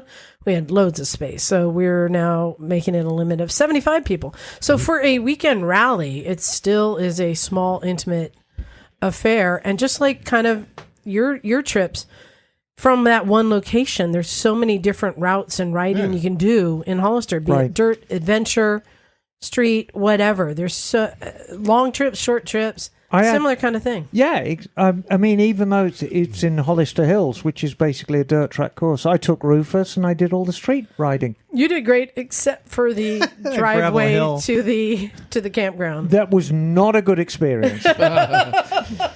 On Rufus. You're supposed to put it in enduro. Don't you have an enduro mode? No, mine's got an Neuro mode. Can I talk real quick about something that I'm dealing with right now? Yes, you can. I think it's a good idea. Tread carefully. Yeah. I've been talking about it. I've been posting about it. And to me, this is just another journey that I'm going on, though it's not a journey like the ones you guys are going on. So you may know I've talked a lot about my Benelli little mini bike I have in Ohio that I use for vintage days. Yeah. That I got sent to Virginia and had a sidecar put onto it. That then got delivered back to Ohio and didn't work at all. And I mean, Bagel was there. What I'm saying is it was not engineered well and it was not installed correctly. Would you say that's true, Bagel? Yep, I would agree. Yeah, it's just simple. And so Shoddy. Just a lot of things. Okay. I am now in this position of having purchased something through a website, not PayPal, not Amazon, not, eBay, where I'm unsatisfied, but I don't have one of those. Right. What do you call it? I don't have somebody I can go to and say, hey, right, I got an issue. And I didn't pay with my credit card because I just, sent him a, bank payment, paid for it. Because this is a small business. This is somebody who makes little custom bikes and then also the sidecars. It's just a little, I think, small business. It's not a large company or anything. So I'm unsatisfied. I would like to get my money back. Getting it fixed is quite troublesome, considering, again, having to get the bike and the sidecar delivered back and have it all re-engineered. And I just don't think that even if they remounted it, that it really does the job. So I've been looking at this process of what can one do, right? And if he continues to not respond to me, what is the recourse? And I'm just being transparent because in this day and age where we're doing all sorts of online commerce, right? It's now not a big deal to find a website and order something from somebody. What do you do when it doesn't go right? Well, and you see, the thing is, Liza, you kind of did everything right, but you kind of did everything wrong as well. Because the thing to remember about E-Trade, and we'll classify this as E-Trade. Yeah. There are a lot of companies that have been built up based on E-Trade. eBay's one of them, of course, is one of the big players, as is Amazon. There's Etsy. There is Temu. Golden Boy Choc Drops. What's the one that you like? AliExpress. Bang good. Bang good. AliExpress. And all these things have... We bought stuff on Alibaba. Yes, but they all have one thing in common. They were all set up exclusively as e-commerce entities. And as such, are very transparent about money-back guarantees if you buy something and you're not satisfied, because they have to be in that business. The best advice I can give you, and unfortunately is a case of closing the gate. The horse is already gone, because I know you reached out on the interwebs about this. Oh, I want to be clear. I am still in the attempting to communicate through different avenues. I'm going down that road, but for pretty quite much a while. Everyone has said to you, you're on your own with this. If you are going to do this in the future, if you're going to buy a car, you're going to buy a product, you're doing something on out of state, the best advice I can give is use your credit card. Your credit card, whether you know it or not, does carry a money-back guarantee. And if you buy something on your credit card that you're deeply unsatisfied with, and you let your credit card company know, they will refund you and then chase the person or do an investigation of the person. And if they find that you were supplied with shoddy groups, they'll sue that person. Meanwhile, you already got your money back. Same with PayPal. A lot of people have nothing good to say about PayPal. I am not one of those people. I think PayPal is the most wonderful thing. They've gotten me out of the crap so many times. When I've ordered something from eBay that was described this way, it came through as the most appalling piece of shite.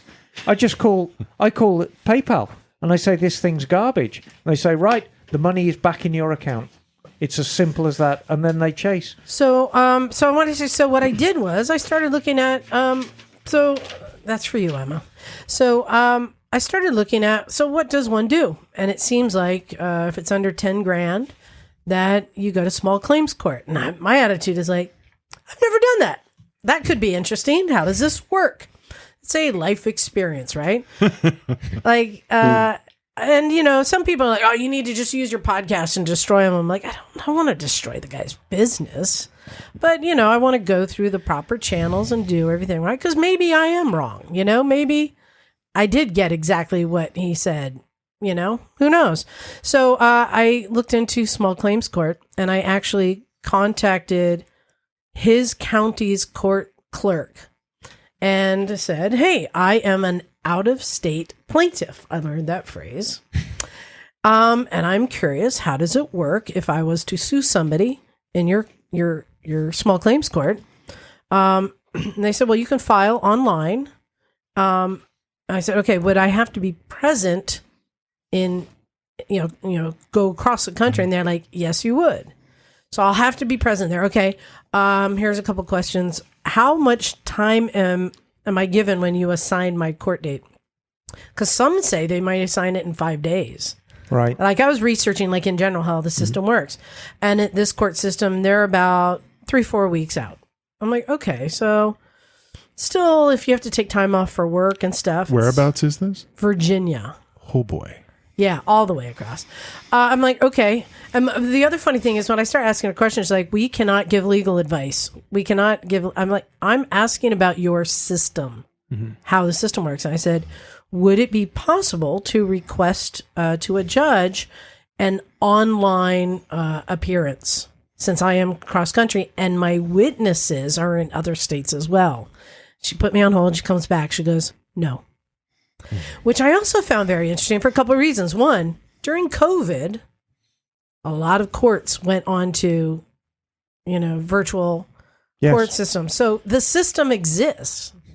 And also because there is so much online commerce, I'm really kind of fascinated by the fact that there isn't a resource for this, and that I would have to go in person and present and hopefully just have affidavits collected from my witnesses, which may or may not be accepted if they're not there in person. And I'm just finding the whole system interesting. And best case scenario, if I was to go and win, it will cost half of that for me to go there. So to me, it's just an interesting that our court systems haven't caught up. And again, I'm still at I'm going to try every other step along the way. I've got a lot of research to do, but just going through this system to experience how that works. And again, I might go there and completely lose, In which case, not only are you out the X thousand you spent on the sidecar, but the X thousand you spent getting there as well. You're not from around here, are you? Well, you have to wonder that if you are dealing with a Virginia company and a Virginia court, and then you are the upstart coming from California, there may be a little bias. I did spend my first 10 years in Virginia, and I would buy a Virginia is for Lovers shirt and wear it to court. I think that would help. But no, I'm just being transparent about the whole experience, because there's a lot of people who may buy something online and go through something like this, and so I'm just finding the whole thing interesting. But worst case scenario, I have a plan. It's probably just as bad of a plan as my first plan of buying the sidecar. My plan is to get the sidecar shipped out here to California and put it on the Amigo. Let's pick the most dangerous motorcycle in the garage and latch it to it's all an extension of good, bad ideas. I have this suspicion that the Amigo will actually become safer with the sidecar attack. And, I have some experience about setting up sidecars. So, yeah. So I'll be sharing this journey along the way. But it'll be interesting to see how this works. And again, I'm not trying to throw this person under the bus who designed it. I mean, it was from the get-go, it was a dumb idea. The fact that there's somebody who's making a product for people who have dumb ideas, like, bully on him, right? Yeah, I mean, they're just waiting for people like you. But I think that's why XC is 6. No, but I do believe, every minute. and like Bagel and John saw, there was something not right. There was a few things not right about it. Yeah, and I mean it's hard because I run a small business, and believe me, I get a lot of customers who come in who want me to do dumb shit, and I generally I'm quite good at what I do because I give people what they want. But even if you're doing dumb crap to somebody's bike, it has to be done to a certain standard. The idea is not to kill your customers, because if you don't kill your customers, they can come back and spend more money, you see. Yeah, but I mean, the bottom line is if you have a motorcycle with a sidecar that if you sit on it, it will tip over standing still, you're starting with a problematic Right. sidecar. It's not working. So, I'll be sharing that. And yeah, it may cost more, but I'm kind of curious about the system. So we'll see. Or maybe I just go to Virginia and show up and knock on his door. Hi, I'd like to have a word with you. No, I think that would be an extraordinarily bad idea, Liza. I'm liking it better than you going to court, though. Yeah, it may be better. The court systems may not have been caught up. And then last thing I wanted to say was thank you, Emma, for helping both John and I today. Yes. Oh, the Bergman is berging, isn't it? USS Stumptown. Somebody said I should also call it the Ingrid. The Ingrid? Bergman. Oh, God. Oh, God. That kind of fits it, too, though. Yeah, so... John, you got the Bergman all back together. Finally, yeah. That was an ordeal. Running. Well, no, I mean, I was away. Yeah. And then we simply ran out of time last week, which was my first weekend back. But even after you got it together and buttoning it up, and then it wouldn't start. It's like, we had to track an electrical problem. Emma, you really had to hustle. And it was not a simple There's thing. nothing... Generally, there is nothing straightforward about scooters. Things are in odd places. Things that should be in the front are in the back. Things that should be in the back are in the front. Things are underneath layers of bodywork and are hidden. Bagel is nodding his head. He knows. Oh, yeah. Know. The amount of plastic on that thing was just impressive. Ridiculous. Shall I tell you what's got more plastic than your Bergman? A maggot. Liza's Africa Twin. Really? Oh, really? Layer upon layer of plastic. I remember, so when I worked at Monroe Peninsula Power Sports, the Africa Twin had just been released. I find that hard to believe you can see the engine. Well, just hang on a second. So this head salesman, Jim, God bless him, came in and said, "Oh, I've just sold a brand new Africa Twin. And as a sweetener, I've included heated grips as part of the sale. Oh, no. Can you fit them?" And I was naive. I said, "Yeah, of course I can. How hard can it be?" Fuck me. 4 hours later, layer upon layer of plastic. It's wild. But I agree, there's a lot of plastic on the Bergman, but you're riding. It's back up. Yeah. And your Triumph, charging problem. The Triumph that I bought 2 months ago. It's a welder. That I really haven't ridden yet. More people in the garage have ridden it than I have. Because people have been test riding it. Oh, it's a lovely And yesterday thing. I was finally like, I'm going to go ride the bike. So first off, I go to start it up and the battery's flat. Click, click, click. I'm like, yeah. So I got out the booster, took off the seat, jumped it, got it running, threw the booster in the side bag, because you never know. You never know. And as I start to ride, the low gas light comes on. I'm like, motherfuckers, whoever rode it last used up all the gas. And I get about a half mile from home. I'm heading to the gas station, and the bike stalled. I'm like, crap. Get out the jumper, start it. Get it going. I get about 3 car lengths. It stalls again. I'm like, crap. So I have to call my family to bring me a gas can so I can put more gas in. Okay, they leave. Oh, much thanks. I owe you a big favor. Get out the jumper, the booster, start it. I start going. It goes about 4 car lengths, stalls again. And I'm like, oh, wait a minute. I'm impressed with your booster at this point. I know, right? I'm like, wait a minute. I realized... I boosted it again, pulled the booster off, waited, and about 15 seconds later, the bike died. Yep. And I'm like, wait a minute. Not charging. It's not charging. So then I had to call my family back. Come back and get me. Yeah, somebody got free breakfast today. I just came back, got the trailer, brought it home, put on the multimeter, flat. No charging. So this morning, I set out to find out what it is. First off, trying to find where anything is on that bike is a big mystery. And I'm just literally poking it and trying to find where is anything on this bike. And it was only by accident when Megan came by and I was just standing there about to give up talking with her, and I looked down and saw the red rack right below the headlight. I was searching all over. Below the headlight?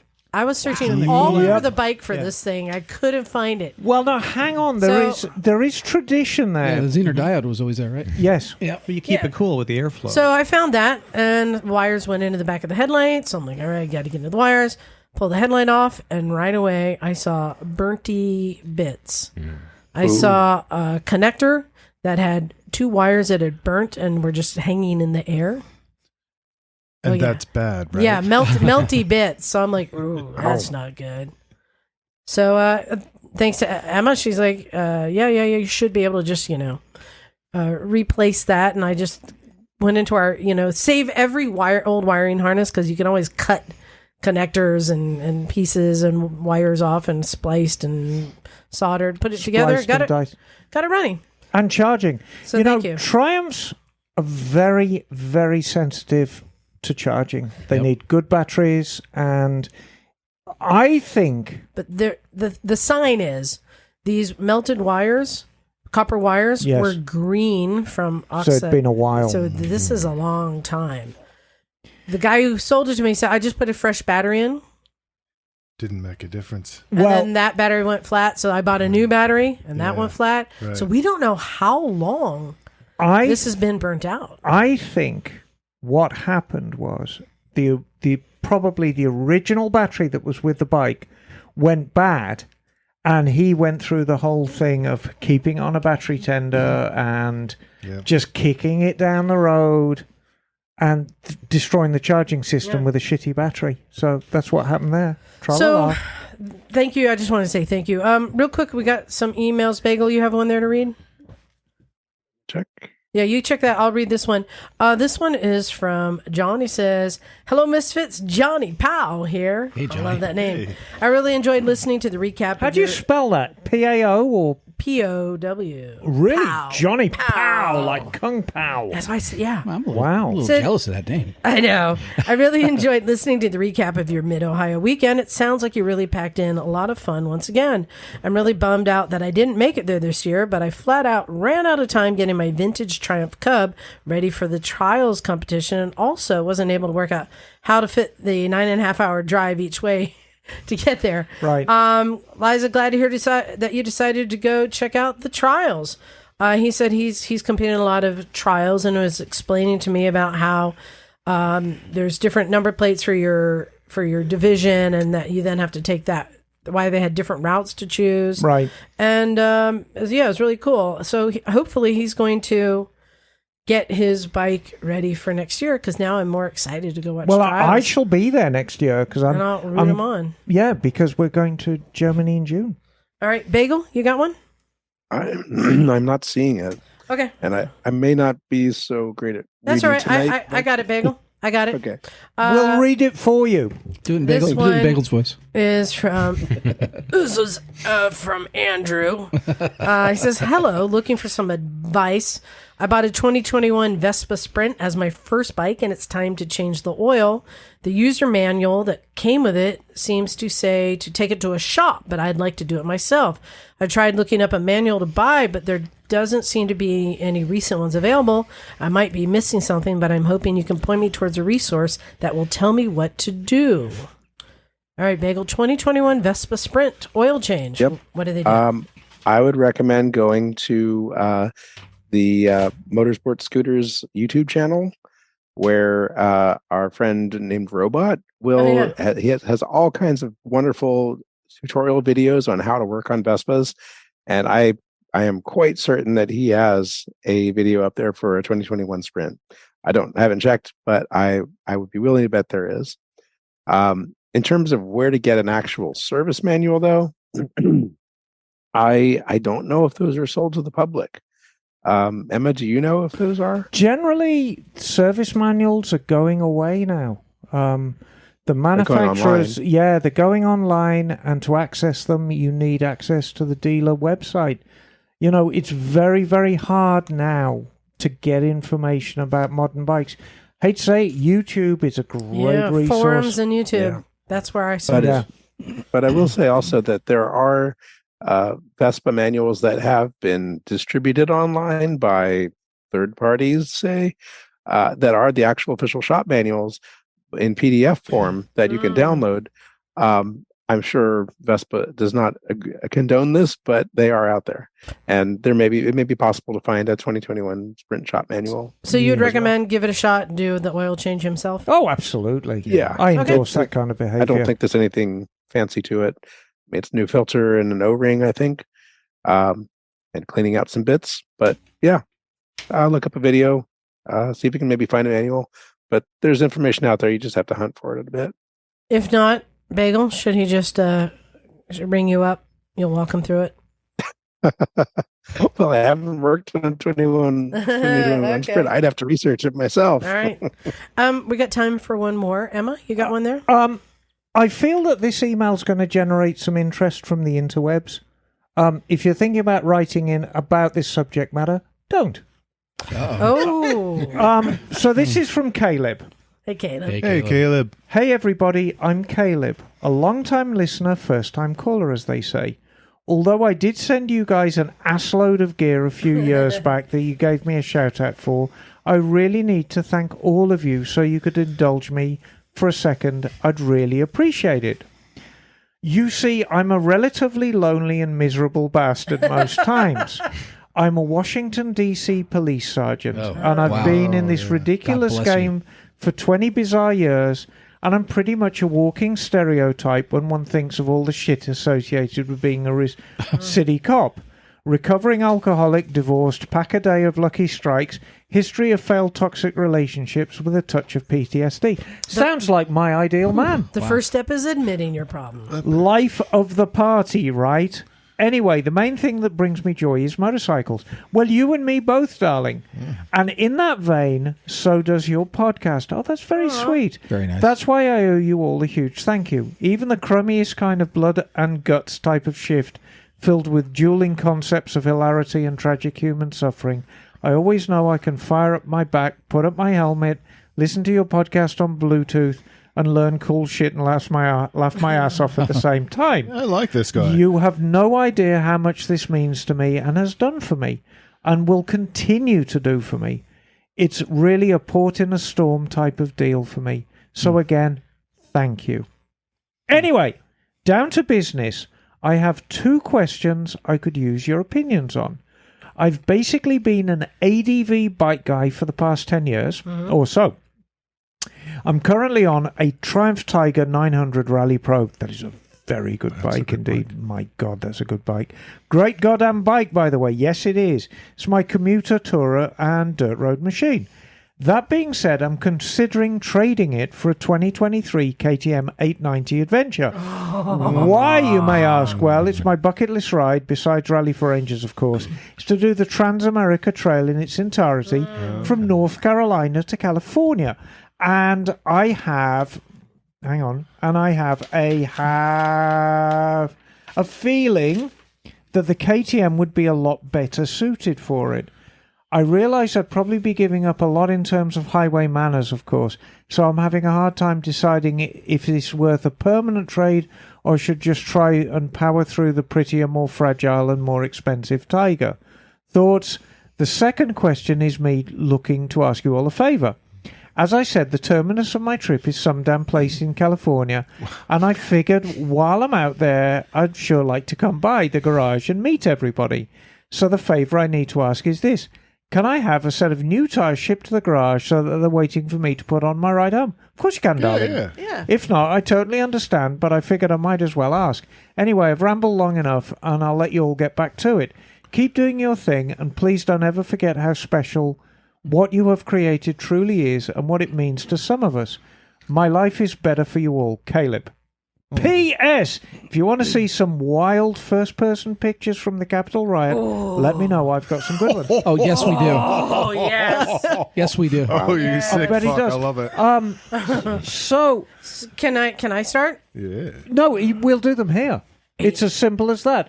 And the thing is, what we're dealing with here is we are dealing with a gentleman who's a very long-time listener and has said all kinds of nice things about the podcast and is clearly quite sincere about it, and he serves his country, and I think we all owe him a huge debt of thanks for what he does, for what is in effect a thankless 100%. job. Yeah. And if we cannot all club together on a Sunday and help him with his tires, it would be a very poor show indeed. Oh, yeah. I wanted to go back, though, about his bike choice. So 890 Adventure is an extremely capable bike. Very capable, very aggressive, very lightweight. It's very KTM-y. It is an extremely capable bike. It's one of my dream bikes right now. Yes. And I've only ridden it on the road. I think that it will still be a good commuter bike and replace the Cub. The only bike that I would suggest as maybe an alternative, and tell me if I'm wrong, would be maybe an F850 GS. That's too heavy. No, okay. I would go with a Tenere. Tenere 700? Yeah. Suspension helps. Or the problem. That's true. Suspensions are whack. No, you see, we're doing what we do. Yeah. And there's only two choices here. Keep his Triumph and get a KLR. or get the KTM. Those are the only two choices. So we have to tell him whether to keep the Triumph, which is an enormously good bike. Buy a $4,000 KLR, fix it up, kit it that's out and do not it. one of the alternatives. That's not what he's asking. I would say that, yes, the 890 is an extremely capable bike and will be the right tool for the job to do this trip. My only concern with him choosing the KTM over the existing Tiger that he already has is familiarity with working on it. If he's familiar with working on his Tiger, then and repairing it, because he's going to fall over at some point on that cross. He's taking a tough ride. He's taking a challenging ride, and he's going to have to fix something in the middle of nowhere. And if he's good at getting prepped with how to work on the KTM before he goes on the tour, then so be it. So it is a capable bike, and I love it. And the reason I was suggesting the F850 is parts availability going cross country. Yeah, and there are some states that there isn't a KTM. Liza, dealer, you're not listening. He doesn't want an F8. I don't know, but keep the Triumph or buy a KTM. But These Emma, are the only two alternatives. Emma, for him. no. We're known for unsolicited advice. Oh God! So I always throw that out too as a consideration. That is an extremely capable bike, but another thing to consider is when going cross country is parts availability, how ease to access parts. Of course, a Honda Kawasaki will be the easiest parts to access. Yeah. I'm not totally being a fanboy here, but if that were me, I'd consider buying a $4,000 KLR or DR or something. You're being like a that. fanboy. Yeah. Drive across, sell it when it gets out here, fly back. You're being a fanboy. Because then and you've got it written on your shirt. Hold on. Maybe I'll buy that 890 Adventure when it gets out. Oh, there you go. Or wait, better yet, you want to trade for an Africa Twin? So that would be interesting. and take the highways back on the Africa Twin. Your DCT. Yeah. The one here's the one could piece. Here's the one piece of advice that I will give Caleb. When I look back at my life about all the monumental decisions I've made, the ones that I've thought about the most and used my head, I've largely forgotten about and have gone by the wayside. The decisions I used my heart when I made that decision have always been the memorable ones. If the KTM 890 is wrapped around your heart, that is the bike you should buy. That's wrapped around my heart. It's what he's going to buy. But that's the bike you should buy. Yes, but let's talk. Maybe if you're ready to sell or trade, we can talk. That's a great email. And this is a motorcycle podcast, so I don't want a crap ton of emails about pro-cops, anti-cops, pro-rioters, anti-riots. I don't want to know anything. I don't want any emails about that. This is a guy who's doing his job and loves motorcycles, and that's the beginning and the end of it. So but Emma, that's how it's going to be. That's exactly why Vintage Days, the garage, all these events and places, communities, we're all bikers. Yes. It doesn't matter. Exactly. None of it matters. We are all bikers. I cannot call the police in my hometown. We do not call the police. but I will happily buy a donut for Caleb. Okay, well, there All you right. go. Tra-la-la. Caleb's welcome to crash at my house if he wants, Yeah, man. and I'm happy to buy him breakfast and lunch. Well, there you are. See, so you're assured a warm welcome, Caleb. The only yeah. thing stopping you is your choice of motorcycle. So, all right, and just to recap, Kat, are you already taking sign-ups for next year's Dolomites? We'll start Soon. taking sign-ups in probably about a month. I've got to post the stuff up online.